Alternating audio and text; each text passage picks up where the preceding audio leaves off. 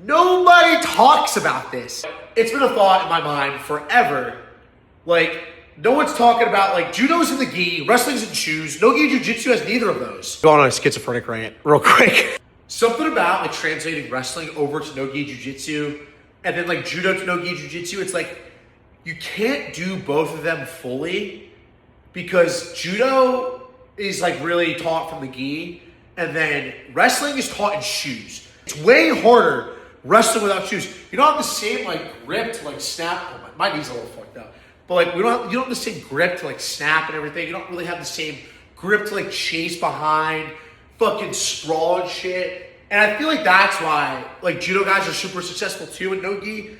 Because they know how to really move their body without shoes on. Because, like, sometimes don't get me wrong, I've crossed the great divide. I can wrestle without shoes, all right? I got that shit down. But, like, the judo stuff, I'm starting to realize, like, my feet orientation and, like, how I'm literally gripping the mat with my toes.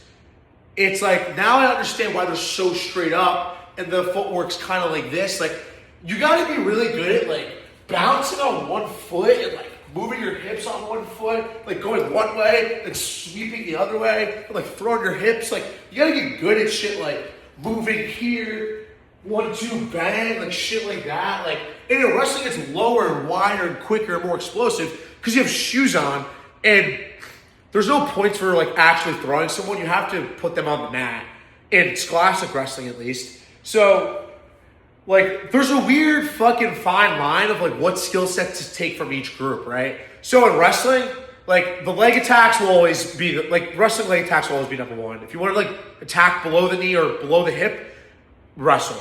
You want to get good at front headlock, short offense, wrestle. You want to get good at defending takedowns, wrestle.